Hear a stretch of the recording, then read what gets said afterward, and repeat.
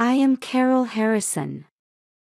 On a spring morning in the suburbs of Boston, I was savoring my morning coffee while gazing at the flowers in the garden through the window. Even at 62, the morning silence remains my daily source of energy. Grandma, can we go to the park today? Suddenly, my grandson Aiden came running down the stairs. His blue eyes were shining with excitement. Of course, Aiden. But first, we need to have a good breakfast. Aiden is a remarkably intelligent and kind child for his 8 years. Like my son Mark and his wife Sarah, he has a strong intellectual curiosity. As I was preparing to go to the park with Aiden after breakfast, I heard the front door open. Hey, Mark. About Aiden's cram school. Sarah, enough about that. Now is not the time. I could hear Mark and Sarah's voices. They've been going through divorce proceedings recently and are in fierce conflict over Aiden's custody. My heart aches, but I must maintain composure in front of Aiden. Good morning, you two, I called out cheerfully. Oh, good morning, Mom, Sarah hurriedly put on a smile. Mom, thanks for looking after Aiden today, Mark said with a tired expression. The tension between the two was almost palpable. Dad, Mom, I'm going to the park with Grandma. Aiden shouted energetically. Be careful, Aiden, Sarah smiled gently. Have fun, Mark also showed a smile. When we arrived at the park, Aiden immediately ran towards the playground equipment. The spring sunlight made his blonde hair shine. Aiden, don't go too far, I called out as I sat on a bench. Okay, I got it. He turned back and waved. I opened the book I had brought and enjoyed reading while occasionally checking on Aiden. The laughter of other children echoed around us. It was a peaceful Saturday afternoon. Grandma, can you push me on the swing? Aiden came running over. Of course, dear. We played on the swing and then built a castle in the sandbox. We were having so much fun that we lost track of time. I'm a bit thirsty. I'll go buy some juice, so wait here, okay? Okay, got it. While I was heading to the vending machine, Aiden continued playing in the sandbox. It was only a matter of minutes. When I returned, Aiden was no longer in the sandbox. Aiden, where are you? I looked around, but he was nowhere to be seen. My heart started racing. Aiden. I desperately searched the entire park.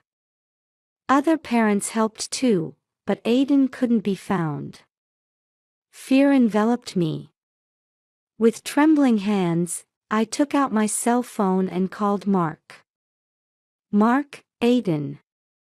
I can't find Aiden anywhere.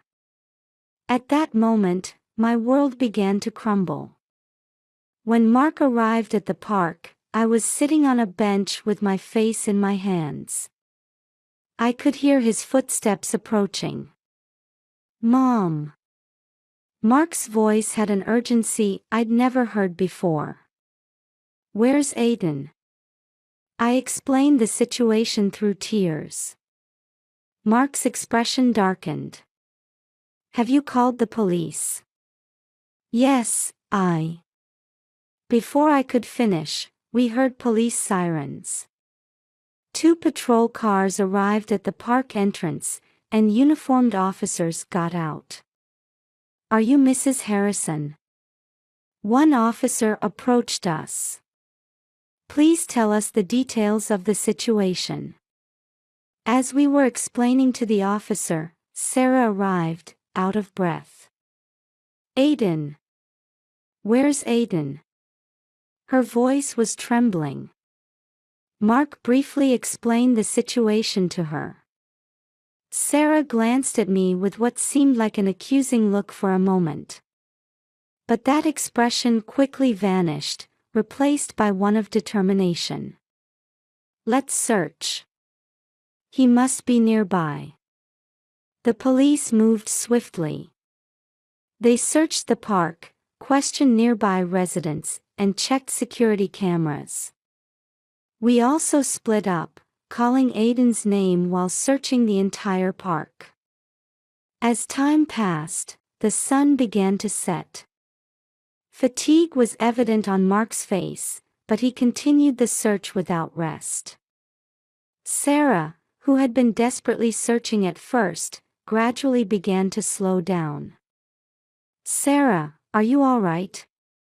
When I called out to her, she turned around, looking slightly startled. Huh? Oh, yes, just a bit tired. At that moment, I noticed a strange light in her eyes. But there was no time to dwell on it. As night fell, the police set up a search headquarters. We answered questions and provided photos of Aiden. One of the investigators approached us. Mr. and Mrs. Harrison, is there anyone who might hold a grudge against your child? Mark shook his head. No, Aiden is loved by everyone. I understand you're going through divorce proceedings. In relation to that, Sarah suddenly interrupted. Are you suspecting us? The officer maintained his composure as he replied, we need to consider all possibilities. That night, none of us could sleep. Feelings of guilt continued to torment me. I had only taken my eyes off him for a moment. The next day, the search expanded to a wider area. Volunteers joined in, and the town was flooded with Aiden's photos. Mark was moving around tirelessly, but I began to notice subtle changes in Sarah's attitude. Sarah, shall we search the southern area as well?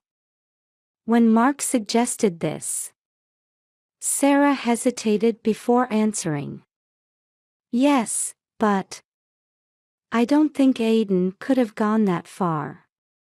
I felt uneasy about those words. Sarah's eyes seemed to reflect an emotion other than anxiety. On the third day of the search, there was a new report from the police. We found footage of a suspicious car on a security camera near the park. We're currently tracking that vehicle. This news gave us a glimmer of hope. However, Sarah's reaction was strange. For a moment, she seemed to turn pale. Sarah, are you okay? Mark asked worriedly. Yes, I'm just tired. I silently stared at Sarah. A thought began to grow in my mind that she might be hiding something. 5 years have passed since Aiden disappeared. Time has mercilessly moved on, seasons have changed, and our lives have slowly but surely transformed. Every year on Aiden's birthday, we gather as a family and offer a silent prayer around his photo. This year, he would have turned 13. As I gazed at the photo of his innocent smile on the table, I let out a deep sigh. Mom, would you like another cup of coffee? Mark called from the kitchen. Yes, please. Mark had immersed himself in work. Perhaps to distract himself from the grief, or to escape reality. The color of fatigue was always heavy under his eyes, and he rarely smiled anymore. How are you doing lately, Mark? I asked carefully. He shrugged. Same as always. Just work, work, every day. I could sense a hint of resignation behind those words. Meanwhile, Sarah's behavior had been changing, slowly but surely. At first, I thought it was just my imagination, but I began to feel something off about her actions. One day, I noticed Sarah hurriedly trying to leave the house. "Sarah, are you going somewhere?" "Yes, just a quick errand," she answered vaguely and rushed out. These frequent outings had increased.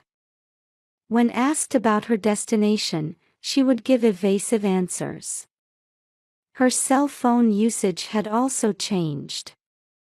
She would go to a corner of the room to talk in a low voice, or suddenly end calls when we approached. Once, I witnessed her hastily hanging up when she saw the name displayed on the screen of her ringing phone. "Sarah, is something worrying you?" One day, I decided to ask her directly. "No, nothing at all," she answered with a forced smile, but her eyes weren't smiling. The most surprising incident happened one evening during dinner. "Hey, why don't we consider moving?" Sarah suddenly brought up. Mark looked at her with a surprised face. "Why so suddenly?" "I just thought it might be good for a change of pace." There seemed to be something behind this suggestion. This house is filled with memories of Aiden. It was hard to believe that Sarah would easily suggest abandoning that. One night, as I sat alone in the living room, I heard Sarah's footsteps coming down the stairs. She was wearing a coat and holding her keys. "Sarah, where are you going so late?" She flinched for a moment. "Oh, just a quick errand. I'll be right back." As I heard the door close, the doubts in my mind grew larger. What was Sarah hiding? And did it have anything to do with Aiden's disappearance? As Sarah's puzzling behavior continued, my days were filled with anxiety and suspicion. 5 years had passed since Aiden's disappearance, and while the light of hope was growing dim, deep in my heart, the belief that he was alive somewhere never faded. One quiet afternoon, I was in the living room using the computer to digitize old family photos. As I worked, immersed in nostalgic memories, suddenly an unfamiliar icon appeared on the screen. "What's this?" Puzzled, I clicked on it, and a video call screen opened. What appeared was the face of a boy with a frightened expression in a dimly lit room. "Aiden." My voice was trembling. The boy on the screen was undoubtedly my grandson who had disappeared from the park that day. After 5 years, traces of adulthood were beginning to show in his childish features. "Grandma." Aiden's voice echoed. "Help me. It's dark and scary here." I gasped. "Aiden, are you really? Where are you?" "I don't know." His voice was shaking. "But Mom is lying. She's the one who locked me up here." At those words, something froze inside me. Sarah had. "What do you mean?" "Sarah." Aiden looked around cautiously before continuing in a low voice. "Mom makes me do photo shoots. There are scary people here too. I'm not allowed to go outside." Suddenly, there was a sound of a door opening in the distance. The color drained from Aiden's face. "Mom's back. Grandma, help me. But don't tell anyone." With that cry, Aiden hurriedly cut off the call. The screen went dark, and I sat there, dumbfounded. My head was in a whirl of confusion. Aiden was alive. However, his situation was beyond imagination. And the most shocking fact was that Sarah was involved. With trembling hands, I took out my cell phone to call Mark. But I hesitated for a moment. Aiden had said, "Don't tell anyone." But I couldn't leave things as they were. Taking a deep breath, I steeled my resolve. To save Aiden, I needed to act carefully but decisively. I had a gut feeling that this video message would be the turning point that would change everything. After receiving the shocking video message from Aiden, my heart was in turmoil. However, I knew I had to regain my composure. To save Aiden, we needed to act carefully. The next morning, I contacted John Brown, a longtime friend and retired police officer. I knew he would understand this difficult situation and give appropriate advice. "Carol, it's been a while. What's the matter?" John's voice on the phone mixed nostalgia with concern. Taking a deep breath, I told him about the recent developments in Aiden's video message. John listened silently, but I could hear his breathing become a bit ragged. "This is serious. We need to proceed with caution." John's voice became more serious. "First, we need to investigate Sarah's behavior in detail." Following John's advice, I began my own investigation. I started noting Sarah's outing patterns, her phone usage, and the places she had been frequently visiting recently. After a few days of observation, I discovered that Sarah was regularly heading to a warehouse district in the suburbs. So, one day, I decided to follow her. My heart raced as I watched Sarah's car stop in front of an old warehouse. After confirming that she had entered the building, I cautiously approached. Peeking through a window, I could see Sarah talking to someone. I couldn't see who she was talking to, but Sarah's expression wasn't that of the kind mother she usually portrayed. It was cold and calculating. This discovery turned my suspicions into certainty. There was a high possibility that Sarah was hiding Aiden. But why? And did Mark know about this? When I returned home, Mark had just come back from work. Seeing his tired expression, I hesitated, but felt the need to share the truth. "Mark, we need to talk," I carefully began. "What is it, Mom?" He looked at me with a bit of wariness. I told him about Aiden's video message and Sarah's suspicious behavior. I could see Mark's expression gradually changing. "No way. Sarah." Mark's voice mixed disbelief and confusion. "Mom, isn't this some kind of mistake?" "I wish it was," I answered quietly. "But considering Sarah's behavior lately..." Mark collapsed into a chair. "I can't believe it, but if it's true..." Seeing determination color his eyes, I felt a bit relieved. No matter how painful the truth might be, we needed the courage to face it.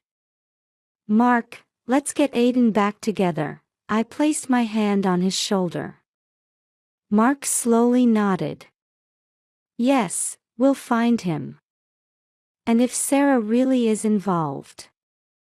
His words trailed off, but our resolve was set. To rescue Aiden and reveal the truth. That became our mission from that moment on. As Mark and I continued our joint investigation, shocking facts came to light one after another. With John's help, we dug into Sarah's past and discovered that she had been struggling with mental health issues for years.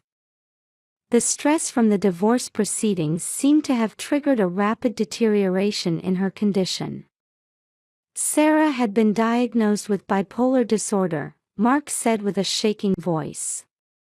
But she refused treatment. Analyzing Sarah's behavior patterns confirmed that she was regularly visiting the warehouse in the suburbs. So, we decided to carefully monitor that location.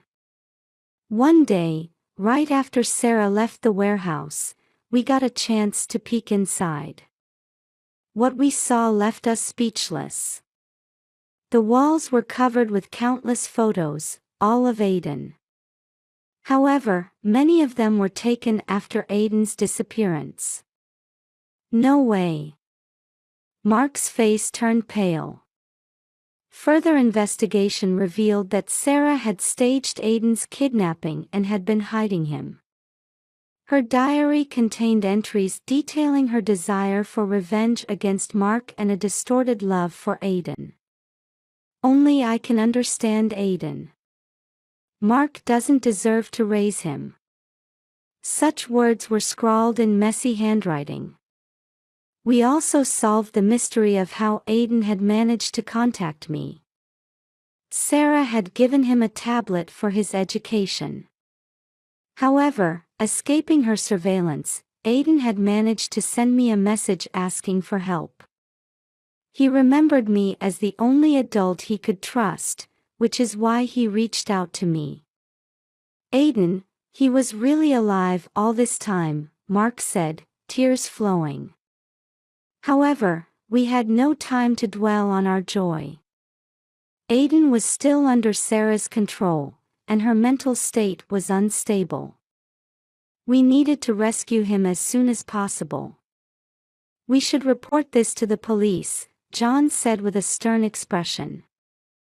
But we need to proceed carefully. We don't know what Sarah might do. We nodded. Aiden's safety was the top priority. We prepared to submit all the evidence we had gathered to the police. Aiden, we're coming soon, I whispered in my heart. We'll definitely save you. After thorough discussions with the police, the day of the rescue operation arrived. Early in the morning, a police team including a special unit set out for the warehouse. Mark and I were to wait at a location a bit further away. Mrs. Harrison, Mr. Harrison, the detective in charge called out to us. Please wait here until we secure the area. As tension mounted, police vehicles approached the warehouse one after another. My heart was pounding fiercely. Suddenly, sirens blared, and police officers rushed into the warehouse all at once. Police! Don't move! Right after that voice, a scream echoed. It was Sarah's voice. Let go! Aiden is my child. A few minutes later, officers emerged from the warehouse. And among them, Aiden! Mark cried out. Although he looked thin and his expression was filled with fear, it was undoubtedly our Aiden. He was being carried by an officer, and when he saw us, tears began to flow. Grandma! Dad! We ran over and embraced Aiden. After 5 years apart, we were at a loss for words. Behind us, we could see Sarah being taken away by the police. Her eyes were vacant, as if she didn't understand the reality of the situation. Sarah will undergo a psychiatric evaluation, the detective explained. Legal measures will be taken, considering her condition. Aiden was trembling in our arms. Can we go home now? Yes, everything's all right now, I answered gently. Let's go home. As the ambulance took Aiden to the hospital, Mark and I held his hand the whole time. It felt like we had finally seen light after passing through a long, dark tunnel. The road ahead wouldn't be easy, but we vowed to overcome it together as a family. With that promise, we prepared to begin a new chapter. Several months have passed since Aiden's rescue. Following a psychiatric evaluation, Sarah was diagnosed with severe bipolar disorder and sentenced to treatment in a psychiatric hospital rather than prison. Her motive was revealed to be a combination of revenge against Mark and a distorted maternal love that led her to want to possess Aiden exclusively. The trial revealed that Sarah had been raising Aiden as a special child and selling his images on the internet. Aiden explained how he was able to contact me. Sarah had given him a tablet for online learning, but her monitoring wasn't perfect. Aiden remembered me as the only adult he could trust and sent the message when he found an opportunity. Aiden's road to recovery after returning home was challenging. He often woke up from nightmares and was afraid of contact with others. However, Carol and Mark patiently stood by Aiden's side. With the help of professional counseling, he gradually began to regain his daily life. One day, when Aiden showed a small smile, we felt hope. The family bond, though damaged, was surely being repaired. A long journey still lies ahead, but we will overcome it together. For Aiden's future. 1 year after Aiden's rescue, we were celebrating his 14th birthday.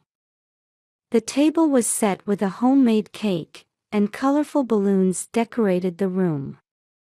Aiden's eyes, while still holding shadows of past fears, now shone with hope. "Grandma, Dad, thank you," Aiden's voice mixed gratitude and strength. Sarah was under strict treatment, never to threaten us again. Aiden was bravely facing his trauma, attending counseling sessions and walking the path to recovery. And on this day, he announced a big decision to us. "I want to start volunteering for the foster care system. I want to help kids like me." At those words, Mark and I couldn't help but tear up. Aiden, who had experienced such hardship, was now trying to use that experience to help others. It was proof that he had found true healing. "Aiden, we're so proud of you," I hugged my grandson tightly. Our bond, having overcome adversity, had grown even stronger. This was the true victory. As I gazed at Aiden's smile, I thought from the bottom of my heart, our new life begins here.